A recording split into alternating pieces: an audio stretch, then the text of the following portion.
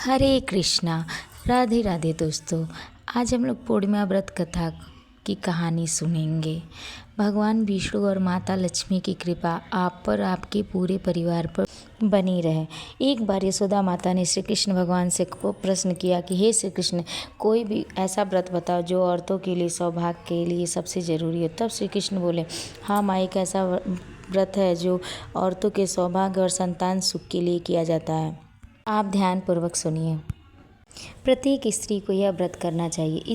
इस व्रत को करने से स्त्री को धन, वैभव और संतान सुख की प्राप्ति होती है। यह व्रत भगवान शिव को भी बहुत ही प्रिय है। तब यशोदा माता ने कहा, मृत्यु लोक में इस व्रत को किसने और कब कहा था, हमें बताइए। तब कृष्ण भगवान कहते हैं कि माँ, भूमंडल पर रत्नों से जड़ी एक राज्य था जिसका नाम था कांतिका। उस नगरी में एक राजा था, धुनेश्वर। उसकी पत्नी सुलक्षणा बहुत ही अच्छी और धार्मिक प्रवृत्ति थी, जिसका नाम था रूपवती और उसके पति दोनों निसंतान थे। इस कारण वह हमेशा दुखी रहते थे। एक बार उनके राज्य में एक योगी भिक्षा मांगने आया। उस राजा के घर को छोड़कर सभी के घरों में उसने भिक्षा मांगी और गंगा किनारे जाकर उस भिक्षा को धुल के पकाने लगा। तभी वो राजा की नज़र उस योगी पे पड़ी। उसने योगी से जाकर विनम्रतापूर्वक पूछा, योगी, आप हमारे घर पे भिक्षा नहीं मांगे, आप सबके घर पे ले लिए और मेरे घर पे क्यों नहीं आए। तब योगी ने कहा, हम निसंतानों के घर का भिक्षा नहीं खाते हैं, वह हमारे लिए वर्जित है। तब उसे राजा को बहुत ही मन ही मन कचोटने लगा। वह अपने भाग्य को कोसने लगा और सोचने लगा कि हम निसंतान हैं, हमारे घर कोई आना नहीं पसंद करता है। उसने योगी से विनम्र निवेदन किया कि आप हमें ऐसा कोई उपाय बताइए जिससे हमें पुत्र की प्राप्ति हो। तब योगी ने कहा कि तुम चंडिका माता की पूजा करो। वह जाके अपनी पत्नी को सारी बात बता देता है और उसके बाद वह वन में चला जाता है। वहाँ चंडिका माता की पूजा करने लगता है। चंडिका माता की पूजा करने पर चंडिका माता प्रकट हो जाती हैं और कहती हैं कि जाओ और यथाशक्ति अपने घर पर रोज़ एक ही आटे का दिया जलाते जाना और एक दिया प्रतिदिन बढ़ाते जाना। पूर्णिमा के दिन 32 दिया हो जाना चाहिए। और जाओ और आम के वृक्ष पे से एक फल ले जाओ और अपनी पत्नी को खिला देना। तुम्हारी पत्नी इस फल के सेवन से गर्भवती हो जाएगी। तब वह वहाँ से माता को प्रणाम करके जाने लगा। वह बहुत ढूंढा, तब जाके उसको आम का एक वृक्ष मिला, लेकिन आम के वृक्ष पर वो चढ़ने में असफल रहा। तो फिर वह गणेश जी की प्रार्थना करने लगा। फिर गणेश जी की प्रार्थना करने पे उसको आशीर्वाद मिला और वह आम के वृक्ष पे चढ़ गया। आम के वृक्ष पे चढ़ने के बाद उसे बहुत मेहनत करने पर एक आम फल मिला, जिसको ले जाके वह प्रातःकाल अपनी पत्नी को खिलाया। उसकी पत्नी खाते ही गर्भवती हो गई और एक सुंदर गुणवानी पुत्र को जन्म दिया। उसके पुत्र को जब वो बड़ा हो गया तो उसको और अध्ययन करने के लिए काशी भेजा गया। काशी जाने के लिए उसको मामा के साथ भेजा गया। उसका मामा और वो भांजा रास्ते में विश्राम करने के लिए ब्राह्मण के घर पे रुक गया। वहाँ पे उस ब्राह्मण की लड़की का विवाह हो रहा था। तभी जो लड़के का पिता था वह सोचा कि 2 घड़ी के लिए क्या तुम अपने भांजे को दे सकते हो क्या, जब विवाह हो जाएगा तो फिर उसके बाद से तुम्हारा भांजा मैं तुम्हें लौटा दूंगा। तब उसका मामा बोला कि अगर तुम मुझे जो भी कुछ वधू पक्ष से मिलेगा हमें देने के लिए स्वीकार करो तो मैं दे दूंगा। तो मान जाता है।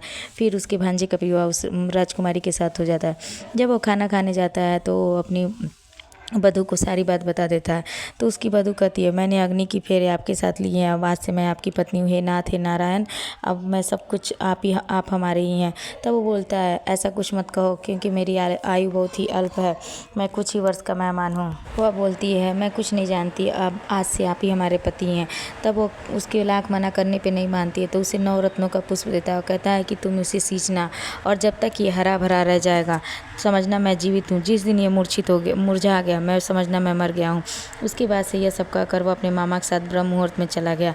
अब विदाई का समय आया तो रानी ने कहा कि सुबह में रात में जो हम लोग की गुप्त चर्चा हुई तुम बताओ, ये मेरा पति नहीं है, मेरा पति काशी चला गया है। तब वो लज्जित हो जाता है उसका दूल्हा, वो लड़का, और वहाँ से चला जाता है। इधर ये अपने मामा के साथ एक कुटिया में रहने लगता है और वहाँ पे भजन कीर्तन करता है। तब उसके एक सांप आता है उसको डसने के लिए, लेकिन उसकी माँ ने पूर्णिमा का व्रत किया रहता है तो उसको चारों तरफ से ढक लेता है और नाग उसे नहीं डस पाता है। तब नाग ने सोचा कि ऐसे नहीं मरेगा। क्या करता है, उसके जल में जाके मिल जाता है। जल जहर से युक्त हो जाता है। जब उस लड़के ने उस जहर को पीता है तो वो मर जाता है। मरने के बाद मूर्छित हो जाता है। तब वहीं पे शिव और पार्वती जी प्रकट होते हैं। पार्वती माता निवेदन करने लगती हैं कि इसकी माँ ने पूर्णिमा का व्रत किया, उसे जीवित कर दीजिए। तब भोलेनाथ उस पर कृपा करते हैं और वह जीवित हो जाता है। इधर जो बाग में फूल लगे थे सब नष्ट हो जाते हैं। तब वो रानी चिंतित हो जाती है कि आय रे, हमारे पति की मृत्यु हो गई क्या। ऐसा सोचती तब तक तुरंत ही फूल खिल उठते हैं। तब वो अपने पिता से कहती है हमारा पति जीवित है, उसे खोजना शुरू करिए।